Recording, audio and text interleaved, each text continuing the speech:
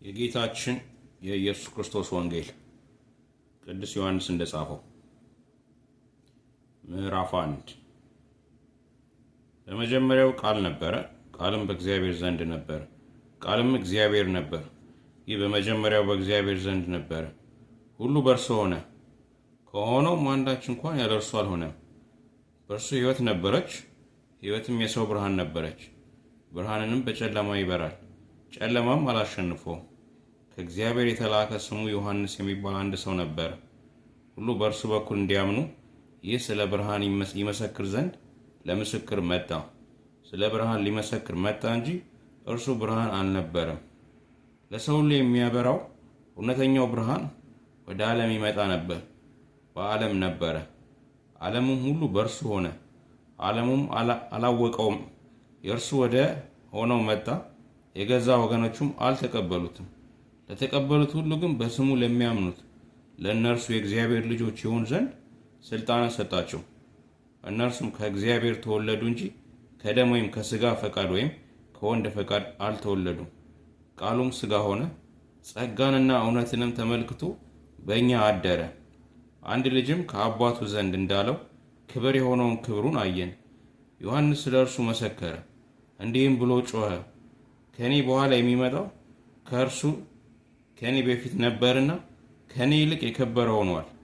ስለ እርሱ ያለሁት ይህ ነበር። እኛ ሁላችን ከሙላቱ ተቀብለን በጸጋ ላይ ጸጋ ተሰጥቶናልና፣ ሕግ በሙሴ ተሰጥቶን ነበርና ጸጋና እውነት ግን በኢየሱስ ክርስቶስ ሆነ።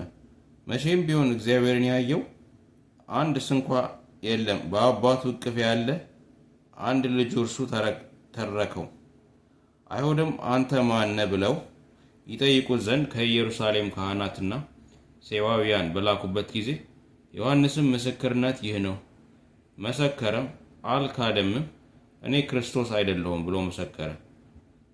እንኪያስ ማነ? ኤልያስ ነህን ብለው ጠየቁት። አይደለሁም አለ። ነቢይ ነህን? አይደለሁም ብሎ መለሰ። እንኪያስ ማነ? ለላኩን መልስ እንድንሰጥ ስለ ራስህ ምን ትላለህ አሉት። እርሱም ነቢይ ኢሳይያስ እንዳለ የጌታን መንገድ አቅኑ ብሎ በምድረ በዳ የሚጮህ ሰው ድምፅ እኔ ነኝ አለ። የተላኩትም ከፈሪሳውያን ነበሩና እንኪያስ አንተ ክርስቶስ ወይም ኤልያስ ወይም ነቢይ ካይደለ ስለምን ታጠምቃለህ ብለው ጠየቁት። ዮሐንስ መልሶ እኔ በውሃ አጠምቃለሁ፣ ዳሩ ግን እናንተ የማታውቁት በመካከላችሁ ቆሟል። እኔ የጫማውን ጠፍር ልፍታ የማይገባኝ ከእኔ በኋላ የሚመጣው ከእኔ ይልቅ የሚከብር ይህ ነው አላቸው። ይህ ነገር ዮሐንስ ያጠምቅበት በነበረው በዮርዳኖስ ማዶ በቤታንያ በቤተ ራባ ሆነ። በነገው ዮሐንስ ኢየሱስን ወደ እርሱ ሲመጣ አይቶ እንዲህ አለ፣ እነሆ የዓለምን ኃጢአት የሚያስወግድ የእግዚአብሔር በግ። አንድ ሰው ከእኔ በኋላ ይመጣል፣ ከእኔም በፊት ነበርና ከእኔ ይልቅ የከበረ ሆኗል ብዬ ስለ እርሱ ያልኩት ይህ ነው። እኔም አላውቀውም ነበር፣ ዳሩ ግን ለእስራኤል ይገለጥ ዘንድ ስለዚህ በውሃ እያጠመቅሁ እኔ መጣሁ። ዮሐንስም እንዲህ ብሎ መሰከረ፣ መንፈስ ከሰማይ እንደ ርግብ ሆኖ ሲወርድ አየሁ፣ በእርሱ ላይም ኖረ። እኔም አላውቀውም ነበር፣ ዳሩ ግን በውሃ አጠምቅ ዘንድ የላከኝ እርሱ መንፈስ ሲወርድበትና ሲኖርበት የምታየው በመንፈስ ቅዱስ የሚያጠምቅ እርሱ ነው አለኝ። እኔም አይቻለሁ፣ እርሱም የእግዚአብሔር ልጅ እንደሆነ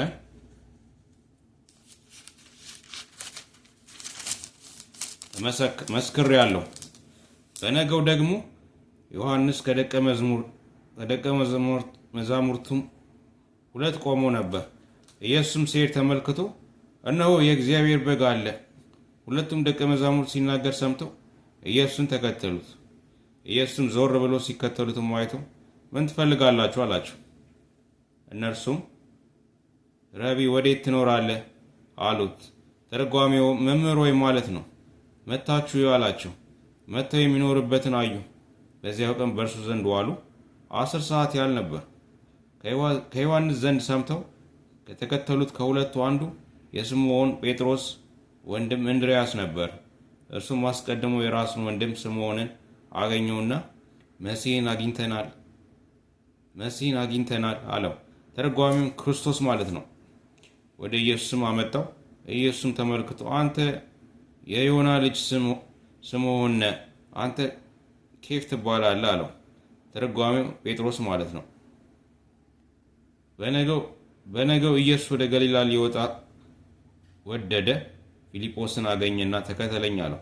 ፊልጶስንም ከእንድርያስና ከጴጥሮስ ከተማ ከቤተ ሳይዳ ነበር። ፊልጶስ ናትናኤልን አግኝቶ ሙሴ በሕግ ነቢያትም ስለ እርሱ የጻፉትን የዮሴፍን ልጅ የናዝሬቱን ኢየሱስን አግኝተነዋል አሉ። ናትናኤልም ከናዝሬት መልካም ነገር ሊወጣ ይችላልን አለው።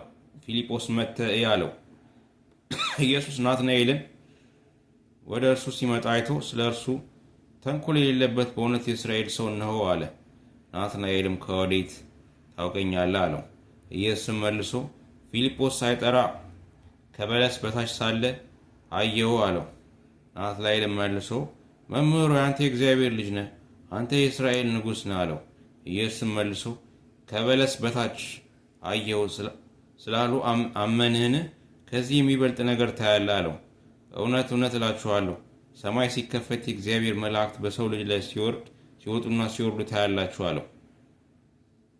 ምዕራፍ 3 በሦስተኛው ቀን በገሊላ ቀንና ሰርግ ነበር። የኢየሱስም እናት በዚያ ነበረች። ኢየሱስም ደቀ መዛሙርቱም ወደ ሰርጉ ታደሙ። የወይን ጠጅም ባለቀ ጊዜ የኢየሱስ እናት የወይን ጠጅ እኮ የላቸውም አለችው። ኢየሱስም አንቺ ሴት ከአንቺ ጋር ምን አለኝ? ጊዜ ገና አልደረሰም አላት። እናቱም ለአገልጋዮቹ የሚላቸውን ሁሉ አድርጉ አላቸው። አይሁድም እንደሚያደርጉት የማንጻት ልማድ 6 የድንጋይ ጋኖች በዚያ ተቀምጠው ነበር። እያንዳንዳቸውም 2 ወይም 3 እንስራ ይይዙ ነበር። ኢየሱስም ጋኖቹን ውሃ ሙሏቸው አላቸው። እስከ አፋቸው ሞሏቸው። አሁን ቀርታችሁ ለአሳዳሪው ስጡት አላቸው። ሰጡትም። አሳዳሪውም የወይን ጠጅ የሆነውን ውሃ በቀመሰ ጊዜ ከወዴት እንደመጣ አላወቁም። ውሃውን የቀዱት አገልጋዮች ግን ያውቁ ነበር። አሳዳሪውም ሙሽራውን ጠርቶ ሰው ሁሉ አስቀድሞ መልካሙን የወይን ጠጅ ያቀርባል፣ ከሰከሩም በኋላ መናኛቸውን፣ አንተስ መልካሙን የወይን ጠጅ እስካሁን አቆይተሃል አለው። ኢየሱስ ይህን የምልክቶች መጀመሪያ በገሊላ ቃና አደረገ፣ ክብሩንም ገለጠ። ደቀ መዛሙርቱም በእርሱ አመኑ። ከዚህ በኋላ ከእናቱና ከወንድሞቹ ከደቀ መዛሙርቱም ጋር ወደ ቅፍርናሆም ወረዳ፣ በዚያም ጥቂት ቀን ኖሩ። የአይሁድ ፋሲካም ቀርቦ ነበር። ኢየሱስም ወደ ኢየሩሳሌም ወጣ። በመቅደስም በሬዎችንና በጎችን፣ እርግቦችን የሚሸጡትን ገንዘብ ለዋጮችንም ተቀምጦ አገኘ። የገመድም ጅራፍ አበጅቶ ሁሉም በጎቹንም በሬዎችንም ከመቅደስ አመጣቸው። የለዋጮችንም ገንዘብ አፈሰሰ፣ ገበታቸውንም ገለበጠ። እርግብ ሸጪዎችንም ይህን ከዚህ ውሰዱ፣ የአባቴን ቤት የንግድ ቤት አታድርጉት አላቸው። ደቀ መዛሙርቱም የቤትህ ቅናት ይበላኛል ተብሎ እንደተጻፈ አሰቡ። ስለዚህ አይሁድ መልሰው ይህን ስለምታደርግ ምን ምልክት ታሳየናለህ አሉት። ኢየሱስም መልሶ ይህን ቤተ መቅደስ አፍርሱት፣ በ3 ቀንም አነሳዋለሁ አላቸው። ስለዚህ አይሁድ ይህ ቤተ መቅደስ ከ46 ዓመት ጀምሮ ይሠራ ነበር፣ አንተስ በ3 ቀን ታነሳዋለህን አሉት። እርሱ ግን ስለ ሰውነቱ ቤተ መቅደስ ይል ነበር። ስለዚህ ከሙታን ከተነሳ በኋላ ደቀ መዛሙርቱ ይህን እንደተናገረ አሰቡና መጽሐፍንና ኢየሱስ የተናገረውን ቃል አመኑ። በፋሲካ በዓልም በኢየሩሳሌም ሳለ ያደረገውን ምልክት ባዩ ጊዜ ብዙ ሰዎች በስሙ አመኑ። ነገር ግን ኢየሱስ ሰዎችን ሁሉ ያውቅ ነበር፣ ስለ ሰውም ማንም ሊመሰክር አያስፈልገውም ነበርና አይተማመናቸውም ነበር፣ ራሱ በሰው ያለውን ያውቅ ነበርና። ምዕራፍ 4 ከፈሪሳውያን ወገን የአይሁድ አለቃ የሆነው ኒቆዲሞስ የሚባል አንድ ሰው ነበር። እርሱም በሌሊት ወደ ኢየሱስ መጥቶ መምህር ሆይ፣ እግዚአብሔር ከእርሱ ጋር ከሆነ በቀር አንተ የምታደርጋቸው እነዚህን ምልክቶች ሊያደርግ የሚችል የለምና መምህር ሆነ ከእግዚአብሔር ዘንድ እንደመጣ እናውቃለን አለው። ኢየሱስም መልሶ እውነት እልሃለሁ ሰው ዳግመኛ ካልተወለደ በቀር የእግዚአብሔርን መንግሥት ሊያይ አይችልም። አለው። ኒቆዲሞስም ሰው ከሸመገለ በኋላ እንዴት ሊወለድ ይችላል? ሁለተኛ ወደ እናቱ ማኅፀን ገብቶ ይወለድ ዘንድ ይቻላልን? አለው። ኢየሱስም መለሰ እንዲህ ሲል እውነት እውነት እልሃለሁ ሰው ከውሃና ከመንፈስ ካልተወለደ በቀር ወደ እግዚአብሔር መንግሥት ሊገባ አይችልም። ከሥጋ የተወለደ ሥጋ ነው፣ ከመንፈስም የተወለደ መንፈስ ነው። ዳግመኛ ልትወለዱ ያስፈልጋችኋል ስላልኩ አታድንቅ። ነፋስ ወደሚወደው ይነፍሳል፣ ድምፁንም ትሰማለህ፣ ነገር ግን ከወዴት እንደመጣ ወዴትም እንዲሄድ አታውቅም። ከመንፈስ የተወለደ ሁሉ እንዲሁ ነው። ኒቆዲሞስ መልሶ ይህ እንዴት ሊሆን ይችላል? አለው። ኢየሱስ መልሶ እንዲህ አለው፣ አንተ የእስራኤል መምህር ስትሆን ይህን አታውቅምን? እውነት እውነት እልሃለሁ የምናውቀውን እንናገራለን፣ ያየነውንም እንመሰክራለን፣ ምስክራችንንም አትቀበሉትም። ስለ ምድራዊ ነገር በነገርኳችሁ ጊዜ ካላመናችሁ ስለ ሰማያዊ ነገር ብነግራችሁ እንዴት ታምናላችሁ? ከሰማይ ከወረደው በቀር ወደ ሰማይ የወጣ ማንም የለም፣ እርሱም በሰማይ የሚኖረው የሰው ልጅ ነው። ሙሴም በምድረ በዳ እባብን እንደሰቀለ እንዲሁ በእርሱ የሚያምን ሁሉ የዘላለም ሕይወት እንዲኖረው እንጂ እንዳይጠፋ የሰው ልጅ ይሰቀል ይገባዋል። በእርሱ የሚያምን ሁሉ የዘላለም ሕይወት እንዲኖረው እንጂ እንዳይጠፋ እግዚአብሔር አንድያ ልጁን እስኪሰጥ ድረስ ዓለሙን እንዲወዷልና ዓለም በልጁ እንዲድን ነው እንጂ በዓለም እንዲፈርድ እግዚአብሔር ወደ ዓለም አልላከውምና በእርሱ በሚያምን አይፈረድበትም። በማያምን ግን በአንዱ በእግዚአብሔር ልጅ ስም ስላላመነ አሁን ተፈርዶበታል። ብርሃንም ወደ ዓለም ስለመጣ ሰዎችም ስራቸው ክፉ ነበርና ከብርሃን ይልቅ ጨለማን ስለወደዱ ፍርዱ ይህ ነው።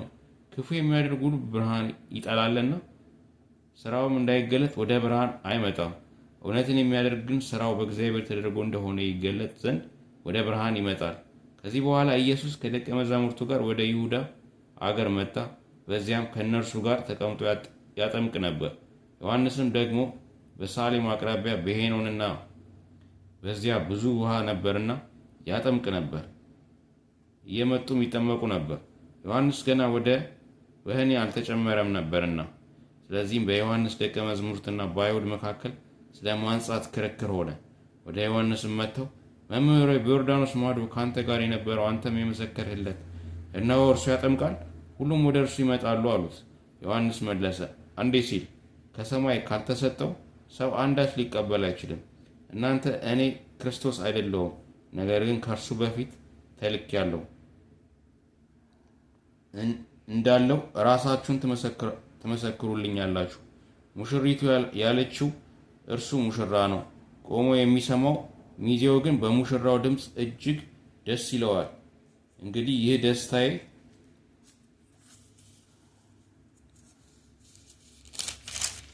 ደስታዬ ተፈጸመ። እርሱ ሊልቅ እኔ ግን ላንስ ያስፈልጋል። ከላይ የሚመጣው ከሁሉ በላይ ነው። ከምድር የሆነው የምድር ነው፣ የምድሩንም ይናገራል። ከሰማይ የሚመጣው ከሁሉ በላይ ነው። ያየነውንም የሰማነውንም ይህን ይመሰክራል። ምስክሩንም የሚቀበለው የለም። ምስክሩን የተቀበለ እግዚአብሔር እውነተኛ እንደሆነ አተመ። እግዚአብሔር የላከው የእግዚአብሔርን ቃል ይናገራልና እግዚአብሔር መንፈሱን ሰፍሮ አይሰጥምና አባት ልጁን ይወዳል፣ ሁሉንም በእጁ ሰጥቶታል። በልጁ የሚያምን የዘላለም ሕይወት አለው። በልጁ የማያምን ግን የእግዚአብሔር ቁጣ በእርሱ ላይ ይኖራል እንጂ ሕይወትን አያይም። ምዕራፍ 4 እንግዲህ ኢየሱስ ከዮሐንስ ይልቅ ደቀ መዛሙርቱ ያደርጋል፣ ያጠምቃል። ማለትን ፈሪሳውያን እንደሰሙ ጌታ ባወቀ ጊዜ ይሁዳን ትቶ ወደ ገሊላ ደግሞ ሄደ። ዳሩ ግን ደቀ መዛሙርቱ እንጂ ኢየሱስ ራሱ አላጠመቀም። በሰማርያም ሲያልፍ ግድ ሆነበት። ስለዚህ ያዕቆብ ለልጁ ለዮሴፍ በሰጠው ስፍራ አጠገብ ወደምትሆን ሲካር ወደምትባል የሰማርያ ከተማ መጣ። በዚያም የያዕቆብ ጉድጓድ ነበረ። ኢየሱስም መንገድ ከመሄድ ደግሞ በጉድጓድ አጠገብ እንዲህ ተቀመጠ። ጊዜውም 6 ሰዓት ያህል ነበር። ከሰማርያ አንዲት ሴት ውሃ ልትቀዳ መጣች። ኢየሱስም ውሃ ጠጪኝ አላት። ደቀ መዛሙርቱም ምግብ ሊገዙ ወደ ከተማ ሄደው ነበርና፣ ስለዚህ ሳምራዊቲቱ አንድ የይሁዳ ሰው ስትሆን ሳምራዊት ሴት ከመሆን እኔ መጠጥ እንዴት ትለምናለህ? አለችው። አይሁድ ከሳምራውያን ጋር አይተባበሩም ነበርና።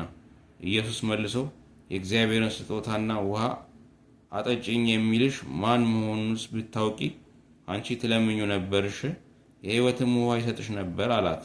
ሴቲቱ ጌታ ሆይ መቅጃ የለህም፣ ጉድጓድም ጥልቅ ነው። እንግዲህ የሕይወት ውሃ ከወዴት ታገኛለህ? በእውኑ አንተ ይህን ጉድጓድ ከሰጠን ከአባታችን ከያዕቆብ ትበልጣለህን? ራሱንም ልጆቹንም ከብቶቹንም ከዚህ ጠጥተዋል አለችው። ኢየሱስም መልሶ ከዚህ ውሃ የሚጠጣ ሁሉ እንደገና ይጠማል። እኔ ከምሰጠው ውሃ የሚጠጣ ሁሉ ግን ለዘላለም አይጠማም። እኔ የምሰጠው ውሃ በእርሱ ውስጥ ለዘላለም ሕይወት የሚፈልቅ የውሃ ምንጭ ይሆናል እንጂ አላት። ሴቲቱ ጌታ ሆይ እንዳልጠማ ውሃም ልቀዳ ወደዚህ እንዳልመጣ ይህን አስጠኝ አለች። ኢየሱስም ሂጂና ባልሽን ጠርተሽ ወደዚህ ነይ አላት። ሴቲቱ መልሳ ባል የለኝም አለችው። ኢየሱስም ባል የለኝም በማለትሽ መልካም ተናገርሽ። 5 ባሎች ነበሩሽና አሁን ከአንቺ ጋር ያለው ባልሽ አይደለም። በዚህስ እውነት ተናገርሽ አላት። ሴቲቱ ጌታዬ አንተ ነቢይ እንደሆንክ አያለሁ። አባቶቻችን በዚህ ተራራ ሰገዱ፣ እናንተም ሰው ሊሰግድበት የሚገባው ስፍራ በኢየሩሳሌም ነው ትላላችሁ አለችው። ኢየሱስም እንዲህ አላት፣ አንቺ ሴት እመኚኝ፣ በዚህ ተራራ ወደ ኢየሩሳሌም ለአብ የማትሰግዱበት ጊዜ ይመጣል። እናንተ ስለማታውቁት ትሰግዳላችሁ። እኛ መዳን ከአይሁድ ነውና ለምናውቀው እንሰግዳለን። ነገር ግን በእውነት የሚሰግዱ ለአብ በመንፈስና በእውነት የሚሰግዱበትም ጊዜ ይመጣል፣ አሁንም ሆኗል። አብ ሊሰግዱለት እንደ እነዚህ ያሉትን ይሻልና እግዚአብሔር መንፈስ ነው፣ የሚሰግዱለትም በመንፈስና በእውነት ሊሰግዱት ያስፈልጋቸዋል። ሴቲቱ ክርስቶስ የሚባል መሲህ እንዲመጣ አውቃለሁ፣ እርሱ ሲመጣ ሁሉን ይናገራልና አለችው። ኢየሱስ የምናገርሽ እኔ እርሱ ነኝ አላት። በዚያም ጊዜ ደቀ መዛሙርቱ መጡና ከሴት ጋር በመነጋገሩ ተደነቁ። ነገር ግን ምን ትፈልጊያለሽ ወይም ስለምን ትናገራታለህ ያለ ማንም አልነበረም። ሴቲቱም እንስራዋን ትታ ወደ ከተማ ሄደች። ለሰዎችም ያደረጉትን ሁሉ የነገረኝን ሰው ኑና እዩ እንጂ እርሱ ከክርስቶስ ይሆን አለች። ከከተማ ወጥተው ወደ እርሱ ይመጡ ነበር። ይህም ሲሆን ስለ ደቀ መዛሙርቱ መምህር ወይ ብለው ለመኑት። እርሱ ግን እናንተ የማታውቁት የምበላው መብል ለእኔ አለኝ አለችው። ስለዚህ ደቀ መዛሙርት የሚበላው አንዳች ሰው አምጥቶለት ይህን ተባባሉ። ኢየሱስም እንዲህ አላቸው፣ የእኔስ መብል የላከልኝን ፈቃድ አደርግ ዘንድ ስራውንም እፈጽም ዘንድ እናንተ ገና 4 ወር ቀርቶሃል፣ መክርም ይመጣል ትሉ የለምን? እነሆ አሏቸው። ዓይናችሁን አንሶ አዝመራውም አሁን እንደነጣ እርሻውን ተመልከቱ። የሚያጭድ ደሞዝን ይቀበላል፣ የሚዘራና የሚያጭድም አብረው ደስ እንዲላቸው ለዘላለም ሕይወት ፍሬን ይሰበስባል። አንዱ ይዘራል፣ አንዱም ያጭዳል የሚለው ቃል በዚህ እውነት ሆኗልና እኔም እናንተ ያልደከማችሁበትን ታጭዱ ዘንድ ሰደድኋችሁ። ሌሎቹ ደግሞ እናንተ በድካማችሁ ገባችሁ። ሴቲቱም ያደረግኩትን ሁሉ ነገረኝ ብላ ስለመሰከረችው ቃል ከዚያች ከተማ የሰማርያ ሰዎች ብዙ አመኑበት። የሰማርያ ሰዎች ወደ እርሱ በመጡ ጊዜ በእነርሱ ዘንድ እንዲኖር ለመኑት። በዚያም 2 ቀን ያህል ኖረ። ስለ ቃሉም ከፊተኞች ይልቅ ብዙ ሰዎች አመኑ። ሴቲቱንም አሁን የምናምን ስለ ቃልሽ አይደለም፣ እኛ ራሳችንን ሰምተነዋል፣ እርሱም በእውነት ክርስቶስ የዓለም መድኃኒት እንደሆነ እናውቃለን ይሏት ነበር። ከ2 ቀኖች በኋላ ከዚያ ወጥተው ወደ ገሊላ ሄዱ። ነቢይ በገዛ አገሩ እንዳይከበር ኢየሱስ ራሱ መስክሯልና። ወደ ገሊላም በመጣ ጊዜ የገሊላ ሰዎች ራሳቸው ደግሞ ለበዓል መጥተው ነበርና በበዓል በኢየሩሳሌም ያደረገውን ሁሉ ስላዩ ተቀበሉት። ኢየሱስም ውሃውን የወይን ጠጅ ወዳደረገበት ወደ ገሊላ ቃና ዳግመኛ መጣ። በቅፍርናሆም ልጅ የታመመበት ከንጉሥ ቤት አንዱ ሹም ነበረ። እርሱም ኢየሱስ ከይሁዳ ወደ ገሊላ እንደመጣ ሰምቶ ልጁ ሊሞት ስላለው ወደ እርሱ ወርዶም እንዲፈውስለት ለመነው። ስለዚህ ኢየሱስ ምልክትና ድንቅ ነገር ካላያችሁ ከቶ አታምኑም አለው። ሹሙም ጌታ ሆይ ብላቴናዬ ሳይሞት ውረድ አለው። ኢየሱስም ሂድ፣ ልጅ በሕይወት አለ አለው። ሰውየውም ኢየሱስ የነገረውን ቃል አምኖ ሄደ። እርሱም ሲወርድ ሳለ ባሮቹ ተገናኙትና ብላቴና በሕይወት አለ ብለው ነገሩት። እርሱም በጎ የሆነበትን ሰዓት ጠየቃቸው። እነርሱም ትናንት በ7 ሰዓት ንዳዱ ለቀቀው አሉት። አባቱም ኢየሱስ ልጅ በሕይወት አለ ባለው በዚያ ሰዓት እንደሆነ አወቀ። እርሱም ከቤት ሰዎች ሁሉ ጋር አመነ። ይህም ደግሞ ኢየሱስ ከይሁዳ ወደ ገሊላ መጥቶ ያደረገውን ሁለተኛ ምልክት ነው። ምዕራፍ 5 ከዚህ በኋላ የአይሁዳ በዓል ነበር። ኢየሱስም ወደ ኢየሩሳሌም መጣ። በኢየሩሳሌም በበጎች በር አጠገብ በዕብራይስጥ ቤት ሳይዳ የምትባል አንዲት መጥመቂያ ነበረች። 5 መመላለሻ ነበራት። በእነዚህ ውስጥ የውሃውን መንቀሳቀስ እየጠበቁ በሽተኞችና ዕውሮች፣ አንካሶችም ሰውነታቸውንም የሰለለ ብዙ ሕዝብ ይተኙ ነበር። አንዳንድ ጊዜ የጌታ መልአክ ወደ መጥመቂያይቱ ወርዶ ውሃውን ያናውጥ ነበር። እንግዲህ ከውሃው መናወጥ በኋላ በመጀመሪያ የገባ ከማናቸው ካለበት ደዌ ጤናማ ይሆን ነበር። በዚያም ከ38 ዓመት ጀምሮ የታመመ አንድ ሰው ነበር። ኢየሱስ ይህን ሰው ተኝቶ ባየ ጊዜ እስካሁን ብዙ ዘመን እንዲሁ እንደነበር አውቆ ልትድን ትወዳለህን? አለው።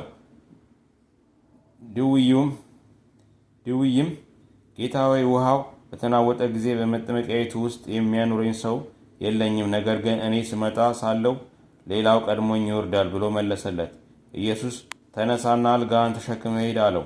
ወዲያውም ሰውየው ዳነ፣ አልጋውን ተሸክሞ ሄደ። ያም ቀን ሰንበት ነበር። ስለዚህ አይሁድ የተፈወሰውን ሰው ሰንበት ነው፣ አልጋንም ልትሸከም አልተፈቀደልህም አሉት። እርሱ ግን ያዳነኝ ያ ሰው አልጋን ተሸከም ሂድ አለኝ ብሎ መለሰላቸው። እነርሱም አልጋህን ተሸክመ ሂድ ያለው ሰው ማን ነው ብለው ጠየቁት። ዳሩ ግን በዚያ ስፍራ ሕዝብ ስለነበር ኢየሱስ ፈቀቅ ብሎ ነበርና የተፈወሰውን ሰው ማን እንደሆነ አላወቀም። ከዚያ በኋላ ኢየሱስ በመቅደስ አገኘውና እነሆ ድነሃል፣ ከዚህ የሚብስ እንዳይደርስብህ ወደፊት ኃጢአት አትስራ አለው። ሰውየውም ሄዶ ያዳነውን ኢየሱስን እንደሆነ ለይሁዳ ነገረ። ስለዚህም በሰንበት ይህን ስላደረገ አይሁድ ኢየሱስን ያሳድዱት ነበር፣ ሊገድሉትም ይፈልጉ ነበር። ኢየሱስ ግን አባቴ እስከ ዛሬ ይሰራል፣ እኔም ደግሞ ሰራለሁ ብሎ መለሰላቸው። እንግዲህ ሰንበትን ስለ ሻረ ብቻ አይደለም፣ ነገር ግን ደግሞ ራሱን ከእግዚአብሔር ጋር አስተካክሎ እግዚአብሔር አባቴ ነው ስላለ፣ ስለዚህ አይሁድ ሊገሉት አብዝተው ይፈልጉት ነበር። ስለዚህ ኢየሱስ መለሰ እንዲህም አላቸው፣ እውነት እውነት እላችኋለሁ አብ ሲያደርግ ያየውን ነው እንጂ ወልድ ከራሱ ሊያደርግ ምንም አይችልም። ያ የሚያደርገውን ሁሉ ወልድ ደግሞ ይህን እንዲሁ ያደርጋልና። አብ ወልድን ይወዳልና የሚያደርገውንም ሁሉ ያሳየዋል። እናንተም ትደነቁ ዘንድ ከዚህ የሚበልጥ ሥራ ያሳየዋል። አብ ሙታንን እንደሚያነሳ ሕይወትም እንደሚሰጣቸው እንዲሁ ወልድ ደግሞ ለሚወዳቸው ሕይወትን ይሰጣቸዋል። ሰዎች ሁሉ አብን እንደሚያከብሩ ወልድን ያከብሩት ዘንድ ፍርድን ሁሉ ለወልድ ሰጥተው እንጂ አብ በአንድ ሰው ስንኳ አይፈርድም። ወልድን የማያከብር የላከውን አብን አያከብርም። እውነት እውነት እላችኋለሁ ቃሌን የሚሰማ የላከኝንም የሚያምን የዘላለም ሕይወት አለው፣ ከሞትም ወደ ሕይወት ተሻገረ እንጂ ወደ ፍርድ አይመጣም። እውነት እውነት እላችኋለሁ ሙታንን የእግዚአብሔርን ልጅ ድምፅ የሚሰሙበት ሰዓት ይመጣል፣ እርሱም አሁን ነው። የሚሰሙትም በሕይወት ይኖራሉ። አብ በራሱ ሕይወት እንዳለው እንዲሁ ደግሞ ለወልድ በራሱ ሕይወት እንዲኖረው ሰጥቶታልና የሰው ልጅም ስለሆነ ይፈርድ ዘንድ ስልጣን ሰጠው። በመቃብር ያሉት ሁሉ ድምፁን የሚሰሙበት ሰዓት ይመጣል። መልካም የሚያደርጉ ለሕይወት ትንሣኤ፣ ክፉ የሚያደርጉ ለፍርድ ትንሣኤ ይወጣሉና በዚህ አትደነቁ። እኔ ከራሴ አንዳች ላደርግ አይቻለኝም። እኔ እንደሰማው እፈርዳለሁ፣ ፍርዴም ቅን ነው፣ የላከኝን ፈቃድ እንጂ ፈቃዴን አልሻምና። እኔ ስለ ራሴ ብመሰክር ምስክሬ እውነት አይደለም። ስለ እኔ የሚመሰክር ሌላ ነው፣ እርሱም ስለ እኔ የሚመሰክረው ምስክር እውነት እንደሆነ አውቃለሁ። እናንተ ወደ ዮሐንስ ልካችኋል፣ እርሱም ለእውነት መስክሯልና። እኔ ግን ከሰው ምስክር አልቀበልም። እናንተ እንድትድኑ ይህን እላለሁ እንጂ እርሱ የሚነዳና የሚያበራ መብራት ነበር። እናንተም ጥቂት ዘመን በብርሃኑ ደስ ይላችሁ ወደዳችሁ። እኔ ግን ከዮሐንስ ምስክር የሚበልጥ ምስክር አለኝ። አብ ልፈጽሞ የሰጠኝ ስራ፣ ይህ የማደርገው ስራ አብ እንደላከኝ ስለ እኔ ይመሰክራልና፣ የላከኝ አብም እርሱ ስለ እኔ መስክሯልና። ድምፁን ከቶ አልሰማችሁም፣ መልኩንም አላያችሁም። እርሱም የላከውን እናንተ አታምኑምና በእናንተ ዘንድ የሚኖር ቃሉ የላችሁም። እናንተ በመጽሐፍ የዘላለም ሕይወት እንዳላችሁ ይመስላችኋልና እነርሱን ትመረምራላችሁ፣ እርሱም ስለ እኔ የሚመሰክሩ ናቸው። ነገር ግን ሕይወት እንዲሆንላችሁ ወደ እኔ ልትመጡ አትወዱም። ከሰው ክብርን አልተቀበልም። ዳሩ ግን የእግዚአብሔር ፍቅር በራሳችሁ እንደሌላችሁ አውቃችኋል። እኔ በአባቴ ስም መጥቻለሁ፣ አልተቀበላችሁኝም። ሌላው በራሱ ስም ቢመጣ እርሱን ትቀበሉታላችሁ። እናንተ እርስ በርሳችሁ ክብር የምትቀባበሉ ከአንዱም ከእግዚአብሔር ያለውን ክብር የማትፈልጉ እንዴት ልታምኑ ትችላላችሁ? እኔ በአብ ዘንድ የምከሳችሁ አይመስላችሁም። የሚከሳችሁ አለ፣ እርሱም ተስፋ የምታደርጉት ሙሴ ነው። ሙሴን ብታምኑት እኔን ባመናችሁ ነበር፣ እርሱ ስለ እኔ ጽፏልና። መጽሐፍትን ካላመናችሁ ግን ቃሌን እንዴት ታምናላችሁ? ምዕራፍ 6 ከዚህ በኋላ ኢየሱስ ወደ ገሊላ ባህር ማዶ ተሻገረ። እርሱም የጥብርያዶስ ባህር ነው። በበሽተኛውም ያደረገውን ምልክቶች ስላዩ ብዙ ሕዝብ ተከተሉት። ኢየሱስም ወደ ተራራ ወጣና በዚያ ከደቀ መዛሙርቱ ጋር ተቀመጠ። የአይሁድ በዓለም ፋሲካ ቀርቦ ነበር። ኢየሱስም ዓይኖቹን አንስቶ ብዙ ሕዝብ ወደ እርሱ ሲመጣ አየና ፊልጶስን እነዚህ እንዲበሉ እንጀራ ከወዴት እንገዛለን አለው። ራሱ ሊያደርገው ያለውን ያውቅ ነበርና ሊፈትነው ይህን ተናገረ። ፊልጶስ እያንዳንዳቸውን ትንሽ ትንሽ እንኳን እንዲቀበሉ 200 ዲናር እንጀራ አይበቃቸውም ብሎ መለሰለት።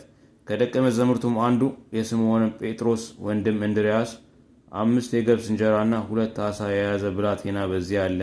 ነገር ግን እነዚህን የሚያሉ ሰዎች ምን ይሆናል አለው። ኢየሱስም ሰዎቹ እንዲቀመጡ አድርጉ አለው።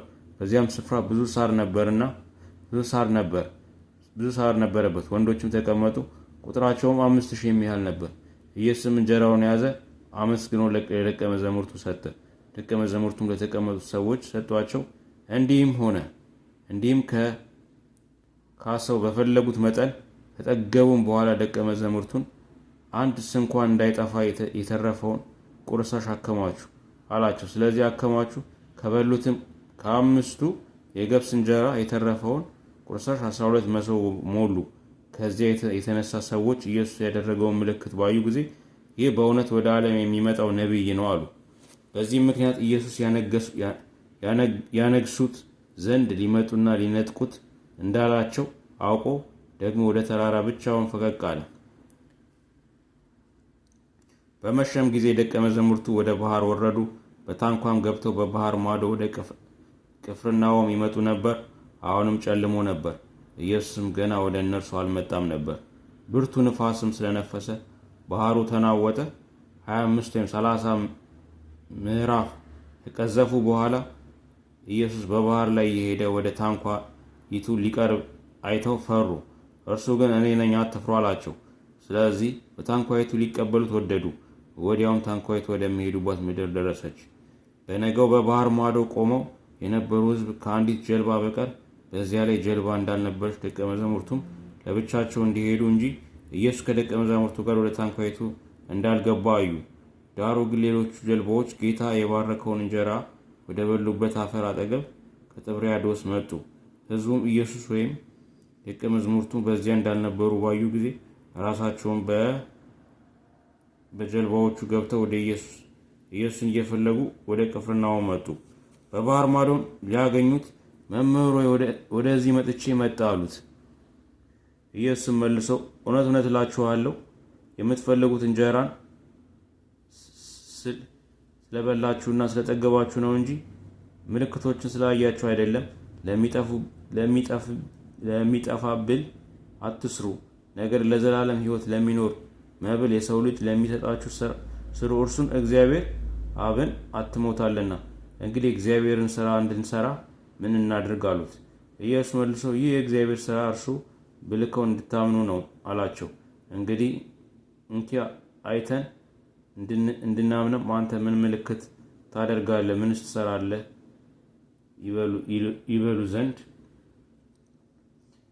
ይበሉ ዘንድ ከሰማይ እንጀራ ሰጣቸው ተብሎ እንደተጻፈ አባቶችን በምድረ በዳ መና በሉ አሉት። ኢየሱስም እውነት እውነት እላችኋለሁ እውነተኛ እንጀራ ከሰማይ የሚሰጣችሁ አባቴ ነው እንጂ ከሰማይ እንጀራ የሰጣችሁ ሙሴ አይደለም። የእግዚአብሔር እንጀራ ከሰማይ የሚወርድ ለዓለም ሕይወትን የሚሰጥ ነውና አላቸው። ስለዚህ ጌታ ሆይ ይህን እንጀራ ዘወትር ስጠን አሉት። ኢየሱስም እንዲህ አላቸው፣ የሕይወት እንጀራ እኔ ነኝ። ወደ እኔ የሚመጣ ከቶ አይራብም፣ በእኔ የሚያምንም ሁልጊዜ ከቶ አይጠማም። ነገር ግን አይታችሁኝ እንዳላመናችሁኝ አልኋችሁ። አብ የሚሰጠኝ ሁሉ ወደ እኔ ይመጣል፣ ወደ እኔም የሚመጣውን ከቶ ወደ ውጭ አልለውጥም።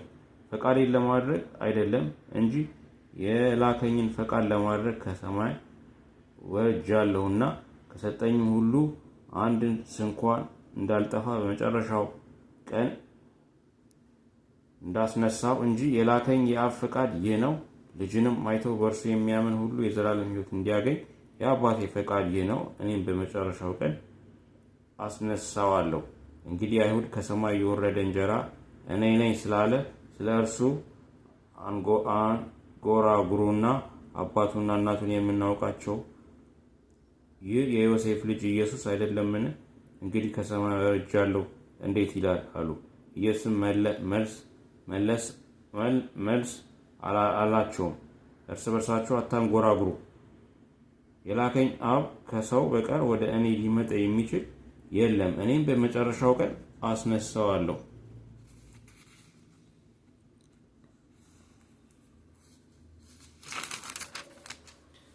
ሁሉም ከእግዚአብሔር የተማሩ ይሆናሉ ተብሎ በነቢያት ተጽፏል። እንግዲህ ከአብ የሰማ የተማረም ሁሉ ወደ እኔ ይመጣል። አብን ያየ ማንም የለም ከእግዚአብሔር ከሆነ በቀር እርሱ አብን አይቷል። እውነት እውነት እላችኋለሁ በእኔ የሚያምን የዘላለም ሕይወት አለው። የሕይወት እንጀራ እኔ ነኝ። አባታችሁ በምድረ በዳ መና በሉ ሞቱም። ሰው ከእርሱ በልቶ እንዳይሞት ከሰማይ አሁን የወረደ እንጀራ ይህ ነው። ከሰማይ የወረደው ሕያው እንጀራ እኔ ነኝ። ሰው ከዚህ እንጀራ ቢበላ ለዘላለም ይኖራል።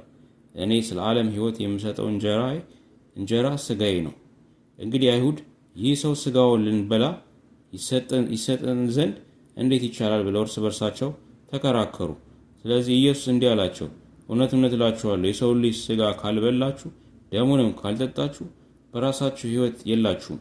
ሥጋዬን የሚበላ ደሜን የሚጠጣ የዘላለም ሕይወት አለው፣ እኔም በመጨረሻው ቀን አስነሳዋለሁ። ሥጋዬም እውነተኛ መብል ደሜም እውነተኛ መጠጥ ነውና ሥጋዬን የሚበላ ደሜን የሚጠጣ በእኔ ይኖራል፣ እኔ በእርሱ እኖራለሁ። ሕያው አብ እንደላከኝ እኔም ከአብ የተነሳ ሕያው እንደምሆን እንዲሁ የሚበላኝ ደግሞ ከእኔ የተነሳ ሕያው ይሆናል። ከሰማይ የወረደ እንጀራ ይህ ነው። አባታችሁ መና በልተው እንደሞቱ አይደለም። ይህን እንጀራ የሚበላ ዘላለም ይኖራል። በቅፍርናሆም ሊያስተምር ይህን በምኩራብ አለ። ከደቀ መዛሙርቶቹም በሰሙ ጊዜ ይህ የሚያስጨንቅ ንግግር ነው፣ ማን ሊሰማው ይችላል አሉ። ኢየሱስ ግን ደቀ መዛሙርቱ ስለዚህ እንዳናንጎራጉር በልቡ አውቆ አላቸው፣ ይህ ያሰናክላችኋልና። እንግዲህ የሰው ልጅ አስቀድሞ ወደነበረበት ሲወጣ ብታዩ እንዴት ይሆናል? ሕይወትን የሚሰጥ መንፈስ ነው፣ ሥጋ ምንም አይጠቅምም። እኔ የነገርኳችሁ ቃል መንፈስ ነው፣ ሕይወት ነው። ነገር ግን ከእናንተ የማያምኑ አሉ። ኢየሱስ የማያምኑትን እነማን እንደሆኑ አሳልፎ የሚሰጠው ማን እንደሆነ ከመጀመሪያ ያውቅ ነበር። ደግሞ ስለዚህ እላችኋለሁ ከአብ የተሰጠው ካልሆነ ወደ እኔ ሊመጣ የሚችል የለም አለ። ከዚህም የተነሳ ከደቀ መዛሙርቱ ብዙዎቹ ወደ ኋላ ተመለሱ፣ ወደፊትም ከእርሱ ጋር አልሄዱም። ኢየሱስም ለ12ቱ እናንተ ደግሞ ልትሄዱ ትወዳላችሁን? አለ። ስምዖን ጴጥሮስ ጌታ ሆይ ወደ ማን እንሄዳለን? አንተ የዘላለም ሕይወት ቃል አለ። እኛስ አንተ ክርስቶስ የሕያው እግዚአብሔር ልጅ እንደሆንክ አምነሃል አውቀሃልምን ብሎ መለሰለት። ኢየሱስም እኔ እናንተን 12ታችሁ የመረጥኳችሁ አይደለምን? ከእናንተም አንዱ ዲያብሎስ ነው ብሎ መለሰላቸው። ስለ ስምዖንም ልጅ እኔ እናንተን 12ታችሁን የመረጥኳችሁ አይደለምን? ከእናንተም አንዱ ዲያብሎስ ነው ብሎ መለሰላቸው። ስለ ስምዖንም ልጅ ስለ አስቆርቶ ይሁዳ ተናገረ። ከ12ቱ አንዱ የሆነ እርሱ አሳልፎ የሰጠው ዘንድ አለውና። እናመሰግናለን።